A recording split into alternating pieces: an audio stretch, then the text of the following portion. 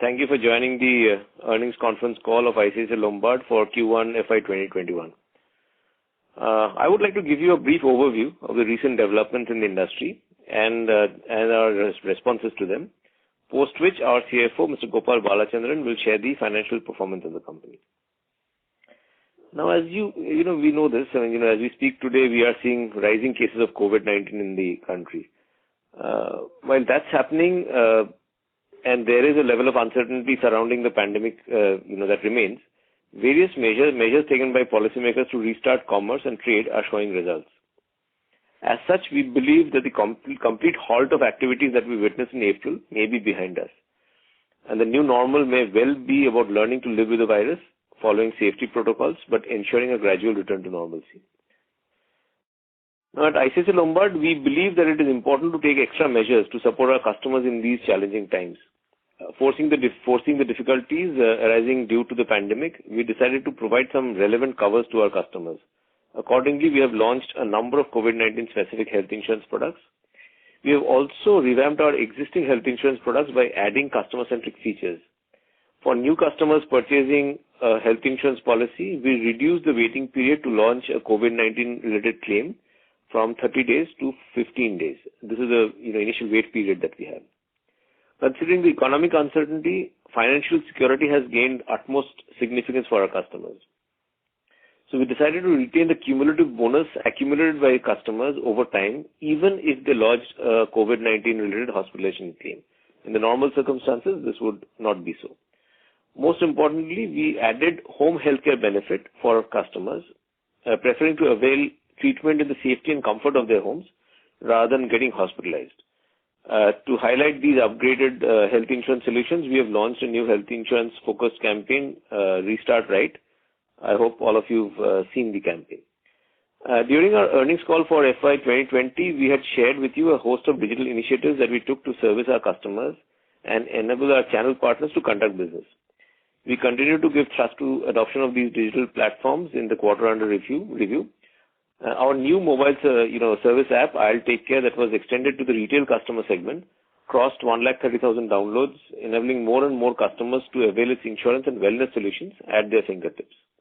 The teleconsult feature available through this app enables customers to seek medical advice from the safe environment of their home. In case of property segments, we harness virtual platforms and technology platforms including drones for conducting claim service remotely. For small value marine claims, we introduced a do-it-yourself mode empowering our customers to conduct self-assessment of the damage and receive real-time claim approval from our customer service team.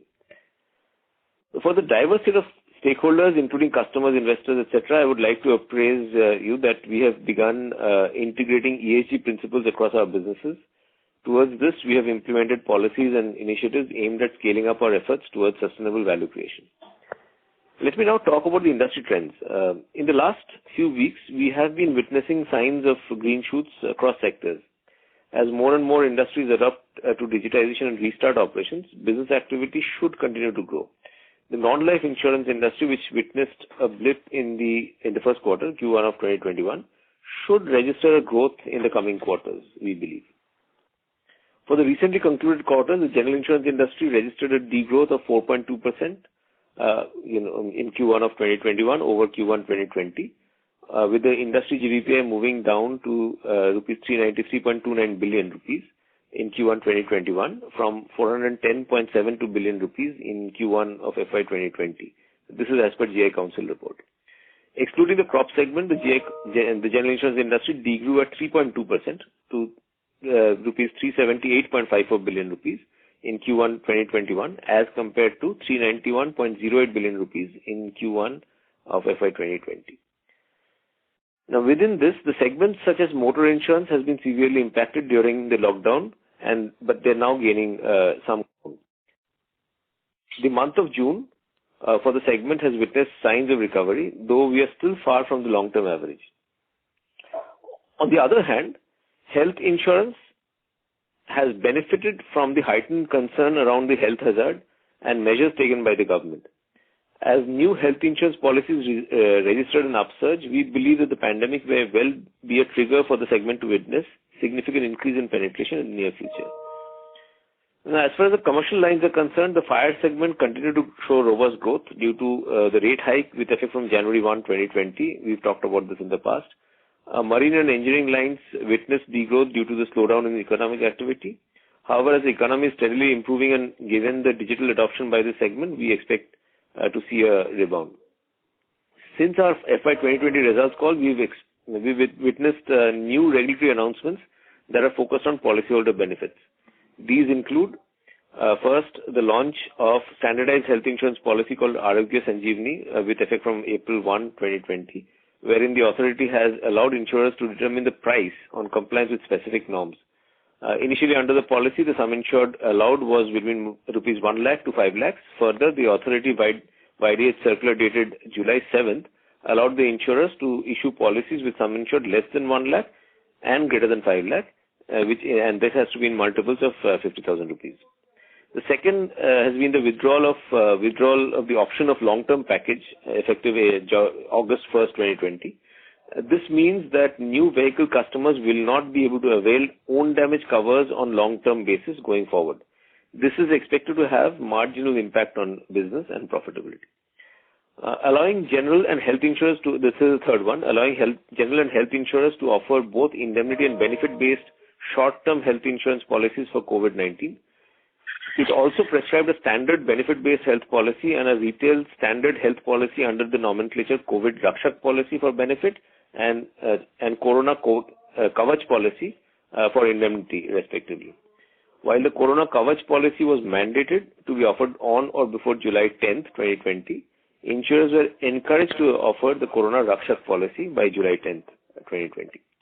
Now, as I conclude my address, I would like to summarize that we are well positioned to navigate through this dynamically changing risk environment, given the strength of our franchise, diversified product and distribution portfolio, and most importantly, the trust of our customers. We continue to remain focused on creating long-term value for our shareholders through prudent risk selection and sustained profitability. I'll now request Gopal to take you through the financial numbers for the recently concluded quarter. Thanks, Bhargav, and good evening, everyone. Hope everyone is staying safe and healthy. I will now give you a brief overview on the financial performance of the company for the quarter ended June 30, 2020. We have put up the results presentation on our website. You can access it as we walk you through the performance numbers. The gross direct premium income of the company stood at rupees 33.02 billion in quarter 1 as compared to rupees 34.87 billion in quarter 1 of the last year, a degrowth of 5.3%. Excluding crop segment, our GDPI decreased to rupees 32.74 billion in this quarter as compared to rupees 34.88 billion in quarter 1 of last year, registering a degrowth of 6.2%. Our GDPI growth was primarily driven by our focus on preferred segments.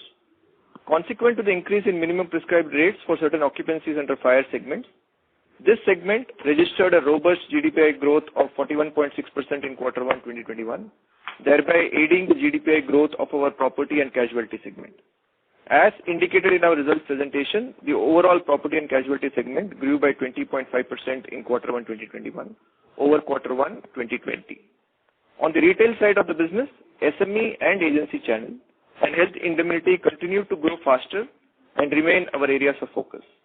To harness the potential of these segments, we have been expanding our distribution network so as to increase penetration in Tier 3 and Tier 4 cities.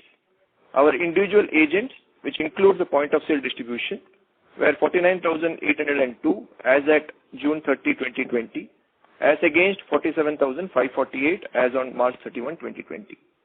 The long-term motor penetration for private cars stood at 19.8% for quarter 1 2021 from 17% in quarter 1 of 2020. And for two-wheelers, it stood at 11.3% for quarter 1 2021 from 17.5% in quarter 1 2020. The advance premium was rupees 30.31 billion as at June 30, 2020 from rupees 30.25 billion as at March 31, 2020. Combined ratio stood at 99.7% in this quarter as compared to 100.4% in quarter 1 of last year. Combined ratio was 98.4% in this quarter, excluding the impact of Cyclone Amphan and Nisarg, which had an impact of 0.31 billion rupees as compared to 99.7% in quarter 1 of last year excluding the impact of Cyclone Fani, which had an impact of 0.16 billion rupees. Our investment assets rose to rupees 281.18 billion at June 30, 2020, as compared to rupees 263.27 billion at March 31, 2020. Our investment leverage, net of borrowings, was 4.23 times at June 30, 2020, as compared to 4.21 times at March 31, 2020. Investment income decreased to rupees 4.99 billion in quarter 1 this year, compared to rupees 5.27 billion in quarter 1 of last year, mainly on account of lower capital gains. Our capital gains was lower by 56.1% at rupees 0.60 billion in quarter 1 this year, compared to rupees 1.38 billion in quarter 1 of last year. Our profit before tax grew by 11.7% to rupees 5.31 billion in this quarter, compared to rupees 4.75 billion in quarter 1 of last year on account of lower capital gains. Consequently, profit after tax grew by 28.5% to rupees 3.98 billion in quarter 1 this year, as against rupees 3.10 billion in quarter 1 of last year, primarily due to the lower effective tax rate of 25%. Return on average equity was 25.1% for this quarter, as compared to 23% for quarter 1 of last year. Solvency ratio was 2.5 times at June 30, as against 2.17 times at March 31, 2020, continued to be higher than the minimum regulatory requirement of 1.5. As I conclude my address, I would like to reiterate that we ended quarter 1 2021 with a diversified product portfolio and healthy financials. We continue to focus on prudent underwriting, technological prowess, and introducing relevant and timely risk management solutions for our customers. We will stay focused on driving long-term growth in a sustainable manner. I would like to thank you all for attending this earnings conference call, and we will be happy to take any specific questions that you may have. Thank you. Thank you very much. We will now begin the question and answer session. Anyone who wishes to ask questions may press star and 1 on the touchtone telephone. If you wish to remove yourself from the question queue, you may press star and 2. Participants are requested to use handsets while asking questions. Ladies and gentlemen, we will wait for a moment while the question queue assembles.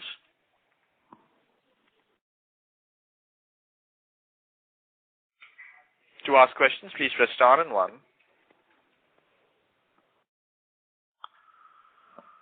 The first question is from the line of Shreesh Ganapathy from Macquarie. Please go ahead. Yeah, hi. Good evening, everyone. BDJ, I'm seeing after a long time that you have had an underwriting profit. Now, if I were to look, have a closer look, there has been a good claims as well as expense management. I mean, how long do you think, how much of this is sustainable? Has it got to do with the fact that the lockdowns have been there and therefore the claims have been lower, or work from home has resulted in lower expenses? Just something more qualitative that you can share on the overall claims as well as expense management. The second question is the retail indemnity, of course, has done very well. Again, any anecdotal evidence or qualitative feedback from corporates? Are they really going for more of these group policies? Are people are taking more retail indemnity-based products? That's something which we would like to know. And finally, the motor OD and third-party losses have actually gone down quite substantially, the loss ratios, whereas fire, marine, and engineering has picked up. Is it just a seasonal thing, or maybe something got to do with some event which has occurred this particular quarter? So let me address the third one first. It's short response, so let me get it done with. This quarter we had the cyclone losses that Gopal talked about, and one or two marine losses, non-cyclone related. That's why, and as you know, these businesses are episodic. It could be that in a certain quarter you'll have a loss, so it'll go up. But on an average for the year is what we look at these numbers. So as I said, there'll be quarterly volatility. Doesn't really, really concern us in that sense. We would look at what is the picture over the whole year. And cyclone Amphan particularly had some impact. In terms of the underwriting number and the sustainability thereof, look, there has been obviously some benefit on the claim side this quarter in terms of frequencies coming down. And if you look at different segments, this is in line with what we had talked about in May when we were doing the last quarter's earnings call, last year's earnings call. We had said that we would expect, and we were seeing some reduction in frequency on the motor side. We had also talked about the frequency reduction in the health side when it came to the planned surgery cases. Now, as you understand, at this point in time, unless you really need to go to a hospital, no one would want to go to a hospital. So these are benefits that has come through. And we also said that we will see some of these going up, as things stabilize and it normalizes. The way we have looked at this is these are not something that. So, for example, health. In health, while there has been a benefit in the quarter, our approach to reserving and actual practice is a bit conservative. We do worry about COVID claims going up. It is going up as we speak. So we wouldn't want to take the full benefit of the reduced frequency in the first quarter and then end up having to have a very high frequency in the last quarter. So we would want to watch this for a whole year period and then take a call on what is the appropriate loss for the year. So there is, there is some benefit, but it's not entirely kind of factored in the first quarter numbers. In terms of cost, look, obviously, like every company, we are looking at all, in a sense, unnecessary costs that we can cut down upon. These are some obvious areas which everyone would be doing. But certain areas where we believe it makes sense to invest, we are actually investing. So, as a company, we've actually given increment to our people. We had given performance bonus in the first quarter.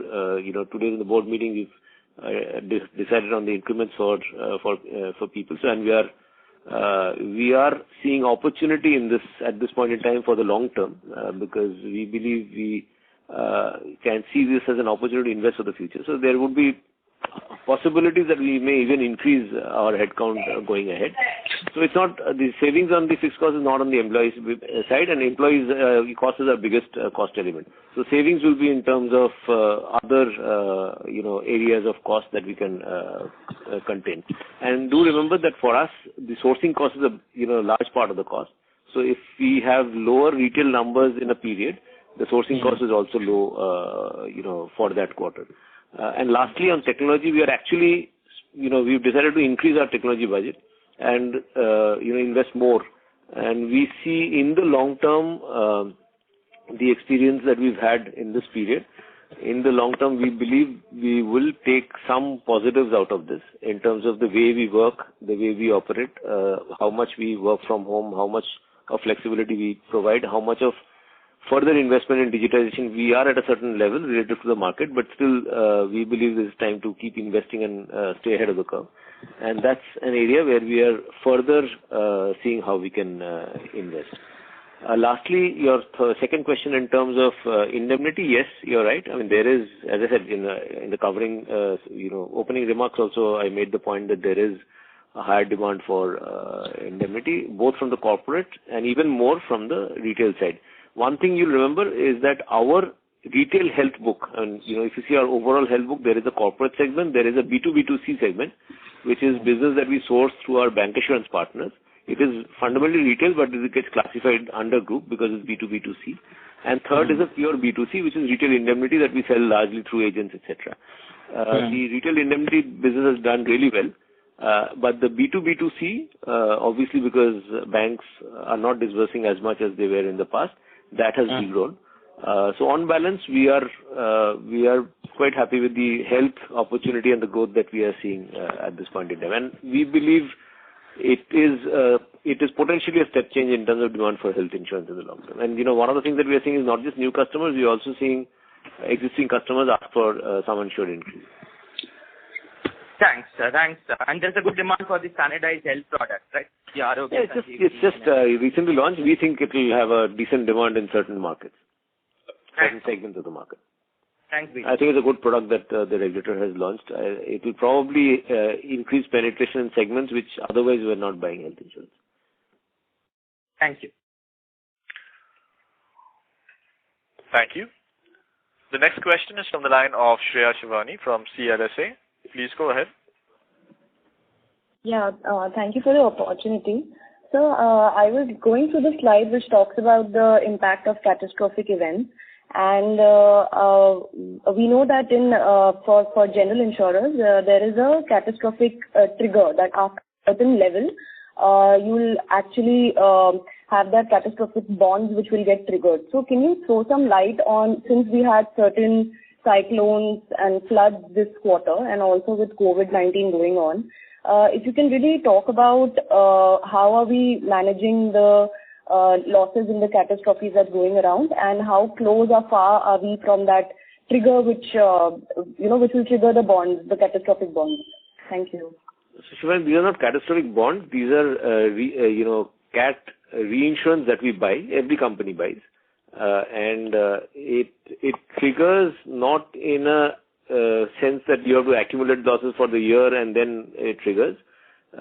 It is an event-based trigger. So when a cyclone happens, if the aggregate losses cross that threshold that we buy the cover from, then the reinsurers pay, and we have to then we have to spend a little bit of money, which is pre-agreed, to reinstate that cover.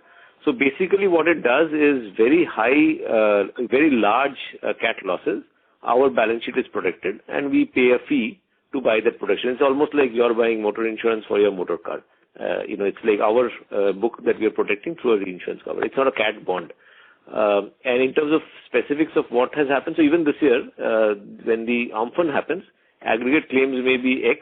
In fact, that's slightly gone above our trigger threshold. So it will trigger, and we will get some return from the reinsurer. But our balance sheet is, and all of that is actually factored into the quarterly numbers that you see. Gopal, you want to add anything? Yeah, I think the only thing that I will just add is, I think in line with what we have communicated, I think the trigger point for a catastrophic loss in terms of what's the hit that we take on the P&L, that number is at about 25 crores. And of course, so that's the maximum hit that we take in the event of any catastrophic event that arises. And over and above that, as Bhargav explained, I think obviously depending on the extent of recovery that we make on the reinsurance program, we will obviously have to pay the XOL cost. So far as the current couple of catastrophic events are concerned, insofar as Cyclone Amphan is concerned, I think the extent of losses that came and hit on the net is in excess of the 25 crores threshold. So to that extent, our claims is impacted by 25 crores, and the excess will be paid by the reinsurers. And insofar as Cyclone Nisarg is concerned, I think that has not had a large impact insofar as our claim numbers are concerned. In the aggregate, as we mentioned as a part of the opening remarks, both of these events put together on the claims, we have had an impact of about 31 crores. Okay. Thank you, sir. Understood. Thank you. The next question is from the line of Ajok Street Frederick from B&K Securities. Please go ahead. Thanks for taking my question, sir. Sir, my question is regarding health, and what strategies are we adopting to utilize this big opportunity that's out there? That's one. And two is the comparative slowdown, is it because of banks slowing down, and what portion of our business is coming through banks, particularly the indemnity, retail indemnity? So that's on health, sir. Yeah, so again, and I'll ask Sanjeev to expand on this. The answer to the second part is yes. As I said, because we have a larger part of our health distribution, and these are not necessarily indemnity, this includes retail benefit products. And since we traditionally have a larger footprint from the bank insurance partnership side on the retail health, the impact on health for us has been, pretty severe on that end. Just to give you a sense, last year we had roughly about 68% of our retail business, and this retail includes pure retail as also the B2B2C that I talked about. 68% of the business was, business that we got from these kind of partnerships, and 32% was, pure direct one-on-one sales. That number for the industry will be very different. It will be probably very high for one-on-one sales and very low for bank insurance. So that definitely has had some impact for us this quarter. But within that, the agency piece, which is, individual sales, that's done really well. for us. And while it's not cover up the gap on the bancassurance side, but it's relatively outperformed is our view of what's happened on the market. In terms of the strategy, look, there are multiple levers of strategy. One, of course, is the whole focus on product and distribution, and you've seen a whole host of products that we've launched recently. One of the things that we've been doing for the last 2 years is significantly expanding on our agency distribution. As I said, bancassurance is already strong. And there's been some regulatory changes in about 3-4 years back, which has also triggered this initiative from our side. There are certain constraints that have gone away for us, and that's something that we are driving. The other thing that we are also doing is the entire approach that we are taking to health is to say that we are not just focusing on pure sickness insurance, where you go to a hospital and we pay reimburse the claim. We are thinking through with a very customer-centric, point of view in terms of what all do you really worry about as an individual, and can we find solutions to each one of them. So one of them being, why just hospitalization? Why can't we cover, outpatient care? And for group customers and B2C customers, we've launched OPD covers last year. That was doing quite well. I mean, the bancassurance piece, as I said, has gone a bit slow this quarter.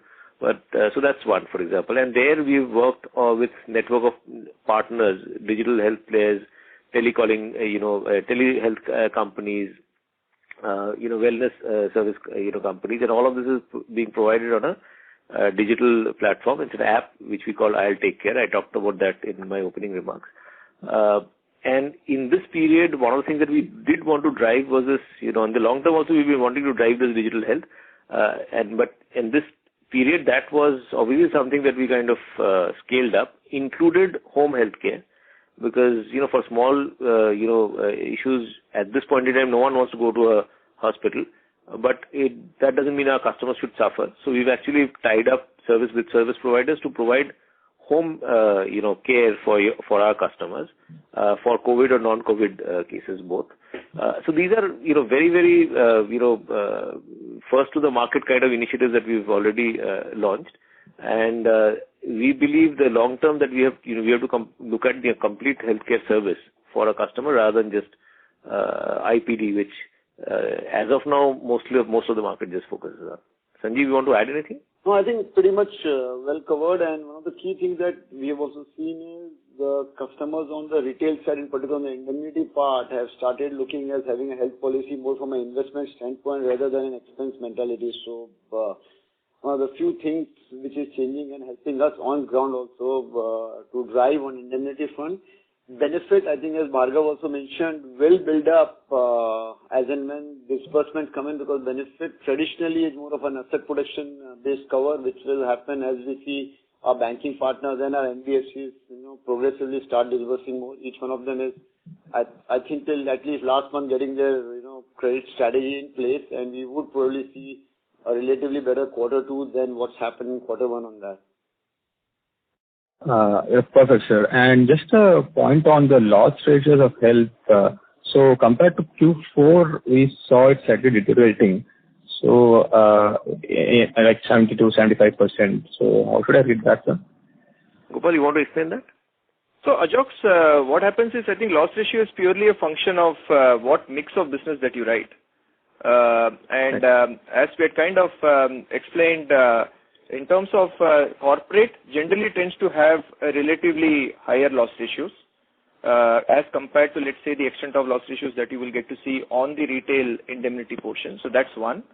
The second element is with respect to when you look at health also includes the retail benefit component. And in this quarter, as you would have seen, the extent of loss ratios that you would have, or the benefit portfolio contribution is relatively far lower. And generally benefit is a profitable book. On the aggregate, when you look at the overall loss ratios for health, Q4 was roughly at about 84.8. I mean, Q1 of this year is at 85.7. So in that sense, it's not a material movement in terms of the overall numbers. It's purely a function of what mix of business that you write. Q1 generally tends to be far more heavy in terms of corporate, because bulk of the corporates tend to renew their policies. And Q4 generally tends to be more relatively skewed in terms of retail, where the general loss experience of the retail indemnity book is lower. So it's purely a function of the mix of businesses. And just to add one more point, while you shouldn't look at just the loss ratio, because the expenses are different across these two categories. The B2B, the corporate business, pure corporate business, employer for where we cover employers, the distribution cost is relatively less. Pure retail, the distribution cost is higher. So when we look at the business, we look at in aggregate the combined ratio. Got it, sir. Sir, and this new products like Arogya Sanjeevani and all this COVID-related products.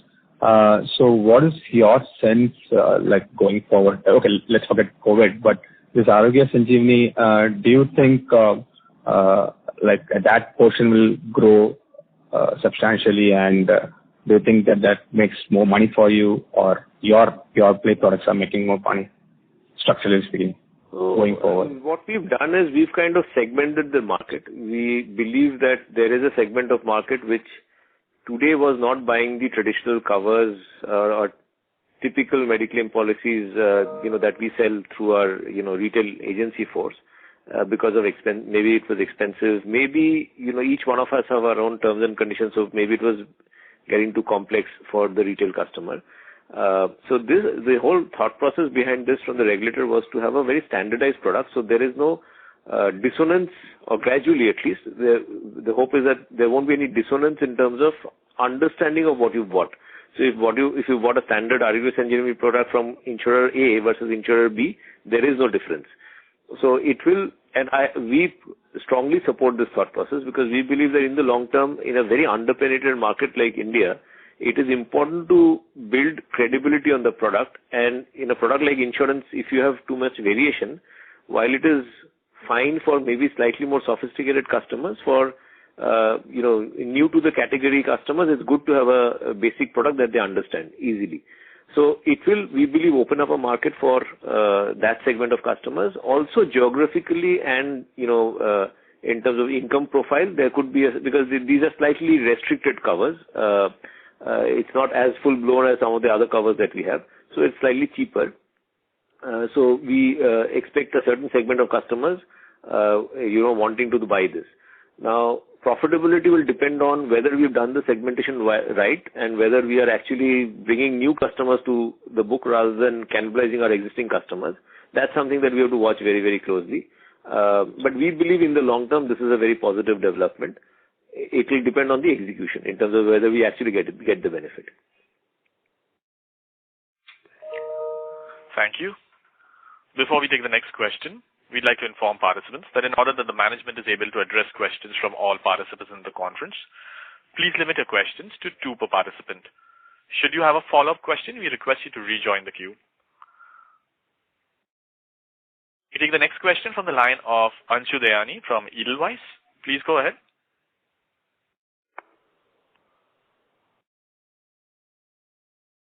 Anshu Dayani from Edelweiss, you may go ahead with the question.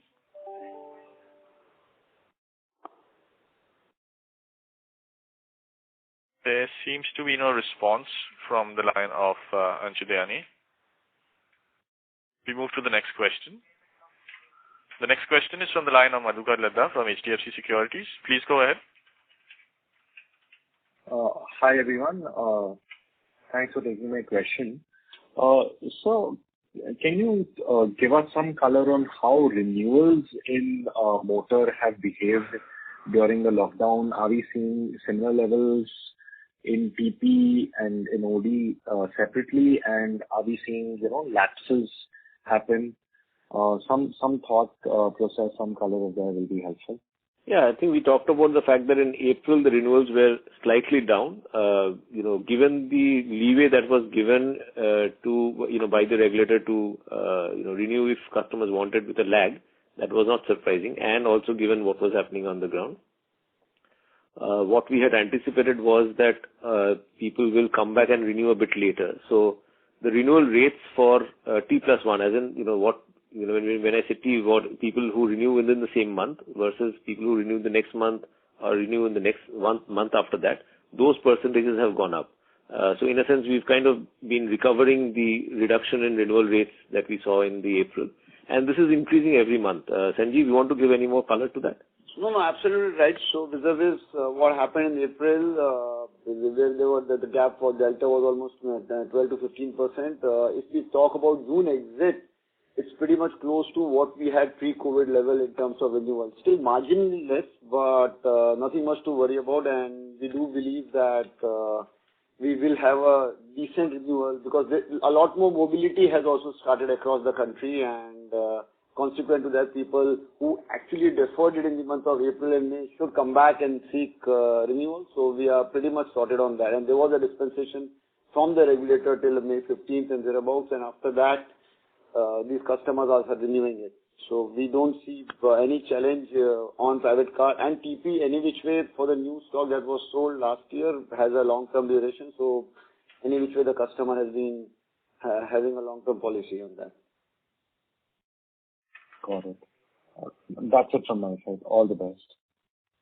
Thanks, man. Thank you. The next question is from the line of Prateek Poddar from Nippon India Mutual Fund. Please go ahead. Yeah, hi sir. Sir, you have written a crop this year. I mean, it's very small, I understand, 1%, but maybe there's the thought process. Are you seeing that the markets, that the rates have, hardened, and that is why, It's just an old policy because the data comes in with a lag from the government at times. So it's an old policy. We've not written anything new. Okay. And sir, secondly, on health insurance, you talked about, that COVID could be an inflection point for selling of health products. But if I look at the mix is still, it's skewed towards B2B rather than B2B/B2B2C. So maybe some thought process as to why is that, so that in Q1, because I would have assumed Q1 the fear would have been the highest, and hence the pull demand should have been the highest. But a bit surprised when I saw that the individual numbers are flat on a YOY basis when it comes to the mix. Sanjeev, you want to I'll say that. So with respect to Q1 being highest, I think sequentially the demand is picking up. When the lockdown came in, which was at a very sharp level, at that point of time, I think even the consumers were kind of, discovering themselves. So from that perspective, now the demand is picking up. Even if you look at it internationally, China, most of the growth in indemnity health-based products have happened post the COVID crisis getting over. So we do believe that we are also having a similar pattern when it comes to demand for this product coming up. In fact, just to add to what Sanjeev was saying, April was slow because, as he explained, everyone was probably thinking of other issues. June retail health numbers have been very, very robust for us, and we believe for the industry as well. So the exit would have been higher than what it would be for the quarter average, right? Is that a fair understanding, sir? Yes. Absolutely. And on the, just to give a small indication, even the Q4, which typically has the highest level of agency partners being active, we have seen what's happened in the month of June in particular. We have seen numbers higher than March month or, Jan-Feb-March month agency activation numbers also. So we're seeing a very, very robust growth. And the CEO measures which Bhargav explained in terms of what we have done has also helped in market probably approaching ICICI Lombard products. Just to add on to that, Prateek, I think if you look at the June exit, while you would have seen the Q1 new indemnity growth rate at 26%, if you look at the exit for the month of June, the new indemnity growth has actually been about 77%. Wow. Okay. And so lastly, just within this employer-employee, is it, because there was one regulation in between wherein, every company had to take this COVID policy or had to cover its employees for the COVID related disease. So is it because of that you're seeing a spike? And within this, what's the mix between large corporate, mid and small, mid or SMEs? If you can give that would be really helpful. Thanks. So that was MHA, but that has not been, it's not getting followed through. So we don't think that may have had some initial spike, but now that's not the factor. In terms of mix, Gopal, you want to answer? So I think largely, Prateek, what we have always said is we have tried to keep the portfolio as granular as what we can. Our approach pretty much remains the same on the B2B part of the business. So in that sense, in terms of the overall mix, the portfolio of large corporates will tend to be much lower than the SME portfolio that we write. So for example, if you have seen the SME segment continues to kind of grow robust on an aggregate basis, not specific to health. If you would have looked at that has grown at about 30%. But the portfolio mix is more skewed towards relatively small and mid-corporate accounts as compared to large corporate accounts that we would have written. Great, sir. Thank you so much and all the best. Thanks, Pratik. Thank you. The next question is from the line of Sanket Goda from Spark Capital. Please go ahead. Yeah, thanks for the opportunity. So just again hopping on the health point. So if I look at absolute numbers, retail indemnity or individual health business classified in your presentation, that has seen a decline. But we say that the new indemnity has grown by 26%. So just wanted to understand how do I add up the numbers, because the group others where I believe B2, B2C sits, that contribution has also come off. So really trying to tie the numbers, why the retail health numbers, though the new indemnity has grown up, but the absolute number doesn't look to be growing for us. So that is first question. And second question is largely with respect to the motor TP loss ratio, which is at around 70% right now. Do you think this loss ratio is sustainable? Because 70 looks to be too good, and despite our two-wheeler contribution coming off a bit in first quarter compared to what it was for the full year of last year and the first quarter of the same year. So even if the mix is moving in favor of other products, where the severity or intensity are higher, the loss ratios in motor TP have improved. So just wanted to understand that point. So I'll ask Gopal to answer the first question on the health. On the motor TP side, as we've discussed many times, what we should look at is the number for the whole year rather than just a quarter number. We may have had some benefits in terms of for a quarter, some releases here, or the fact that frequency was lower in this quarter. So you should watch the number for the whole year. Having said that, overall the trend in the TP side is pretty positive. We are seeing frequency drops sustaining. In terms of mix that you said, the mix is not deteriorated. Similar, in fact, our CV book mix has come to about 14-15%. Two-wheeler is about 27% still. Actually, private car has increased in the mix. But we do, as we've said since last quarter, we are actually gradually increasing our CV exposure a bit, again cautiously, because we are seeing some opportunities given underlying changes in behavior. So on TP, we are feeling reasonably comfortable. There may be some volatility in loss ratios in a particular quarter vis-a-vis another quarter, but on balance, I think we are reasonably happy with the TP book that we write. The industry situation, we can't comment. On the health, Gopal, you want to explain the numbers? The issue is the same that I said, right? B2, B2C, which is through the bank insurance, has come down, which has not been, we've not been able to compensate that with the retail indemnity growth that we sell through agents, in spite of the numbers that Gopal talked about. But Gopal, you want to give more color to? Yeah, sure, Bob. Sure. So Sanket, if you look at the total retail book in terms of health, for quarter one last year, that number was roughly about 3.4 billion. This includes both benefit as well as indemnity put together. This quarter, that number is down to about 2.2 billion. Now, obviously, a large part of this decline is contributed by the numbers that Bhargav spoke about in terms of the benefit portfolio not clearly having a significant decline.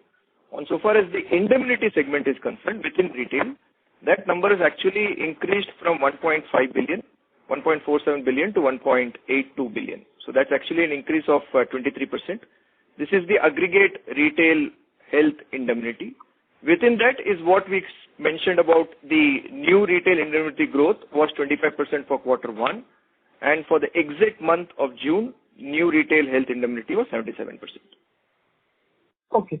But Gopal, just to clarify, when I do the numbers when you have given in the presentation, 19.5% as individual and 20.1 as in the current year, the number comes to be individual health at 1.7 and 1.6 for last year and the current year respectively.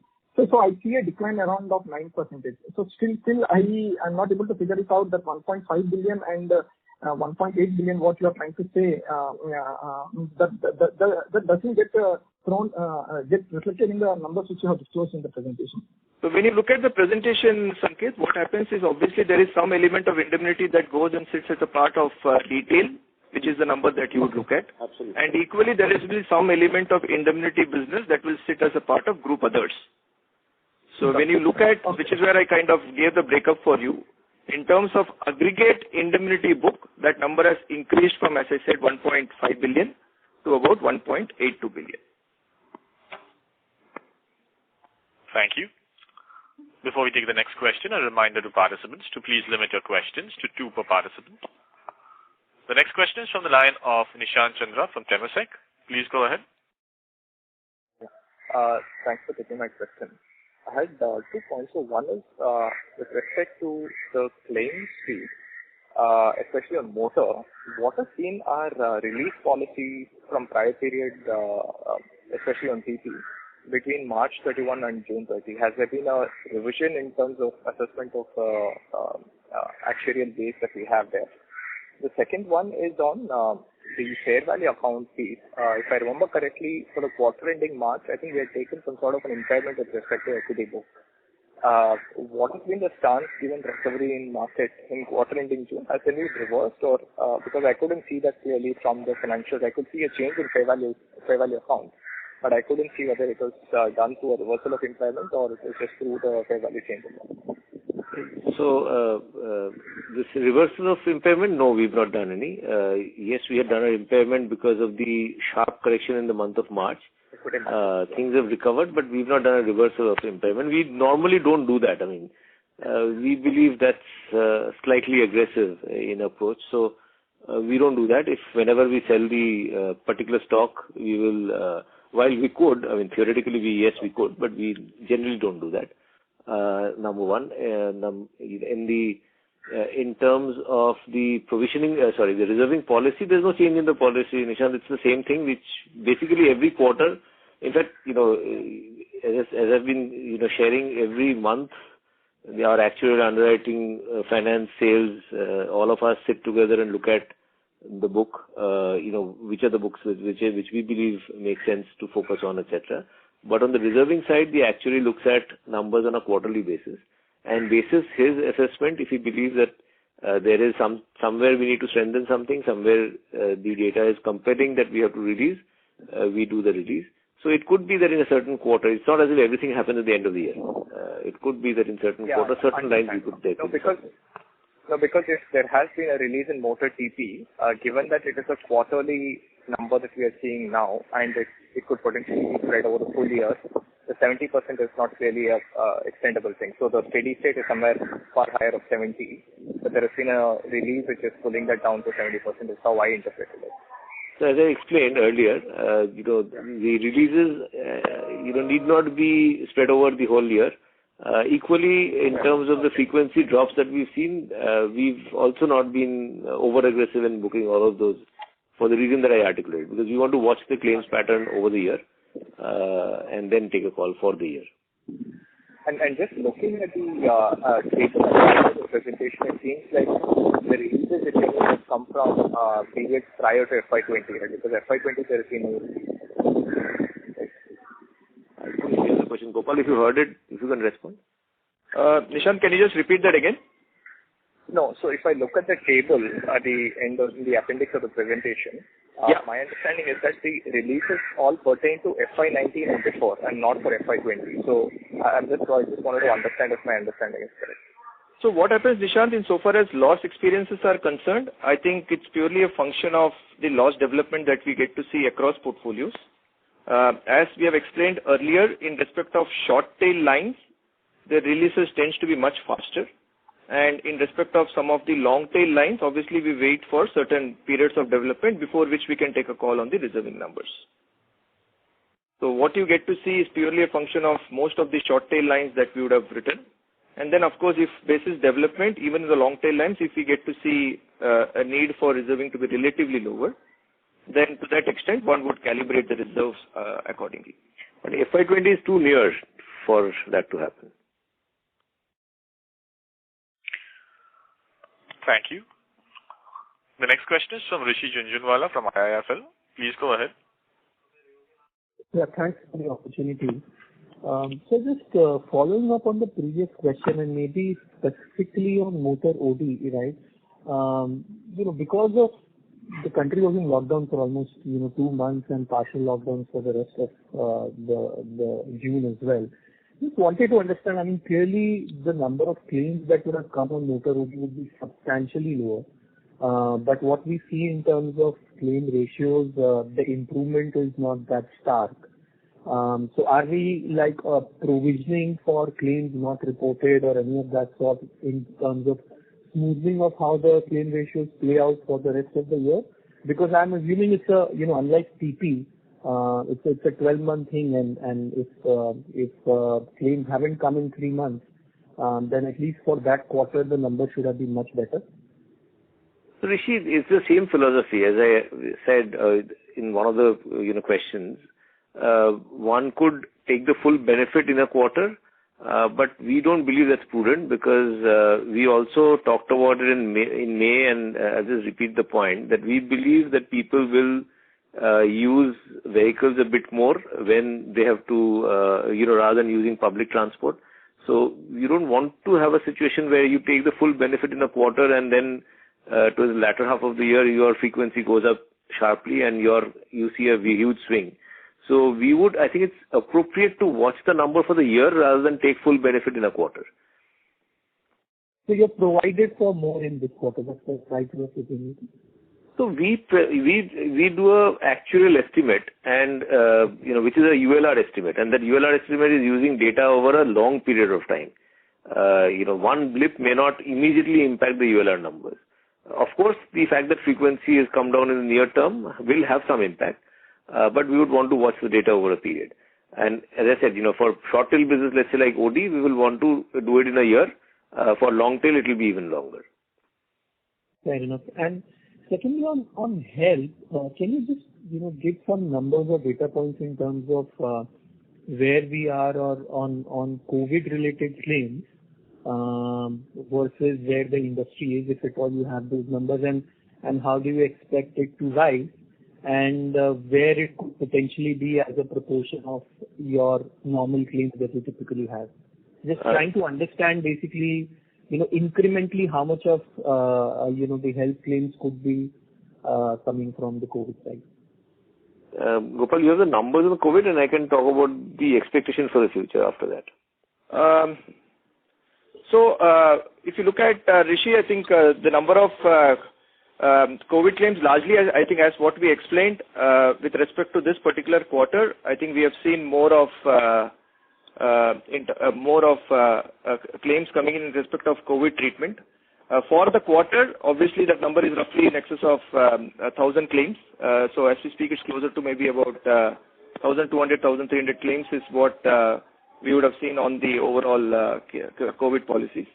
And the amount involved is roughly about 20 crores or so. So that's the impact for us with respect to COVID cases. Yeah, and for the future, Rishi, is we are staying cautious. We are, I don't think anyone would have predicted a 1 million number by this time. While right from beginning we have been saying, if you remember that the risk is high in this if things don't kind of taper out sooner. So even in the May call, we talked about the fact that the frequency for non-COVID claims have come down, but we would have to watch the COVID claims. So again, it's very difficult to predict this and say that this will go up to a certain level. The numbers are increasing. It's not something that is causing any very large concern at this point in time or panic at this point in time. But it's something that we are watching with a lot of caution. But on balance, given the benefits on the other side, the non-COVID claims have come. We are hopeful that aggregate for the year would not be out of line in terms of the loss ratio. But we could be wrong, and COVID could go out of control. That's the caveat that I will give in terms of predicting anything on the loss ratio on the health side. Thank you. The next question is from the line of Nidhesh Jain from Investec Asset Management. Please go ahead. Thanks for the opportunity, sir. So can you comment on the frequency in the motor OD and motor TP in the month of June, and how is this compared from pre-COVID levels? And are we seeing the frequency, accident frequency similar to those or lower than that? Yeah, so April, the frequency was very, very low for obvious reasons. And every month we've seen significant increase in the frequencies. June month, at this point in time would still be maybe 15-20% frequency lower than pre-COVID on the motor OD side. But, it's a very rapid increase from what we saw in April, which is also kind of in line with expectation because for the reason that I talked about, earlier. And even now, I think some of the bigger cities, the vehicle usage is still muted. So we are, kind of in line with our anticipation and expectation. We believe the frequency will go back to normal, in due course, which is the reason why we are saying this should be looked at with the annual lens rather than a quarterly lens. Sure. And so secondly, what is the reason for business promotion expense remaining flat? Because I believe this year, this quarter, the sales on the motor side has been quite muted, in fact declined. So what is the reason for business promotion expense being similar on a quarter-on-quarter basis? Gopal, you have the answer? So that's primarily because I think it's purely a function of what kind of opportunities do we see in terms of growth.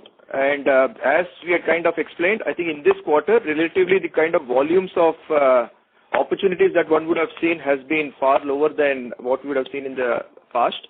And as we look forward, and obviously the growth momentum looks positive. And to that extent, one would calibrate the extent of sales promotion expenses that one would incur. In the current quarter, purely driven by the extent of opportunities that we see on the revenues. And to that extent is why you get to see the sales and promotion expenses pretty much remaining constant. So, is it a variable line item or is it a fixed line item? So going forward, what I'm implying that it can decline going forward. So as I said, I think it will be purely a function of the opportunity that one sees. In case if you believe that there are opportunities to kind of ride incremental growth, then obviously we will calibrate and see what is the extent of sales and promotion expenses that one will have to incur. So it will not necessarily be a cost of a fixed structure, unlike what you see in terms of employee cost or let's say infrastructure expenses. Those all are expenses which will be in that sense completely fixed. But so far as advertisement, sales promotion, marketing, those are expenses that we calibrate basis the opportunity that one sees. So for example, you would have also seen in the month of July, we kind of launched a campaign in order to kind of restart the health opportunity that one sees. So those are avenues through which we look at playing this through. And to answer your point, it will not necessarily be a cost which will be of a fixed nature. Thank you. The next question is from the line of Udit Kariwala from Ambit Capital. Please go ahead. Hello, am I audible, sir? Yeah. Yeah. So my question was that in terms of the CAT reinsurance which you explained and the cap of around 25 crores, is that per catastrophic event, or let's take if you have two events in a year, it will be 25 plus 25. So can you give some sense around that? Yeah, the answer is yes. And basically it's a treaty that you sign at the beginning of year, which says, and there is a certain clause which basically says that loss within the 7 days is what is covered as one CAT event. But let's say 3 months. But as Gopal explained, we pre-agree a cost to reinstate the cover. And there are a finite number of reinstatements that are also agreed. So you reinstate the cover, and the reinstatement cost depends on how big was the claim. So if the reinsurers paid 10 crores, I mean you took 25 crores, the reinsurers took 10 crores, then the reinstatement cost will be low. But if the reinsurers had to pay 500 crores, then the reinstatement cost will be high. So once it's reinstated, it's again as if it's a fresh treaty. And let's say 6 months later there is another CAT. And again, it crosses 25 crores. Again, we'll take a hit of 25 crores, and again, the reinsurers will pay the balance. But so, in case of COVID, how? COVID is not COVID. COVID is different. COVID is a pandemic. It's not a CAT event. So on that is why you said that it could go out of control because that would not be covered. Yeah, COVID is not covered by. Pandemics globally are not covered because it is not coverable by insurance. without so support. on that, you would have an unlimited loss kind of a scenario. Yes, right? if COVID, really goes out of control and, as a country we are not able to kind of bring it under control, yes, that is a risk. We are hoping, and at least our models are not showing something like this at this point in time, which is why we are saying we are watching it with caution. It is not something that we are kind of over-worrying it about, because on the non-COVID side, there are equally some savings. But on balance, that's a risk that we carry at this point in time. And one last thing, which is related, is that you said around 1,200 to 1,300 claims in first quarter, and the payout was around 20 crores. So which roughly means that each claim on an average was upwards of 1.6 lakhs. If I go back to the calculation which was shared earlier, like in 4Q, was that 50,000, 60,000 kind of is what the management was estimating, given the treatment cost may not be high, which is not panning out, right? Can you give some sense around that? Because if you've seen the press and the overall narrative on what is happening on the cost of COVID treatment and the reaction of even the policymakers on what's happening, it's obvious that the COVID treatment costs have been surprisingly high compared to what probably everyone felt is reasonable. And I think this is one issue that is becoming quite an issue between the payer and the provider industry, because we are finding some very in a sense outlier claims which we believe is unreasonable. And what it does is, even if, let's say, we end up paying, for the customer, it really affects them. It's not as if the customer is not affected. We may be paying the claim, but what happens is if you have a 5 lakh sum insured and a claim that logically could have cost 1 lakh and it becomes a 3 lakh, you have left with now 2 lakh cover for the rest of the year, because you've consumed 3 lakh of your sum insured.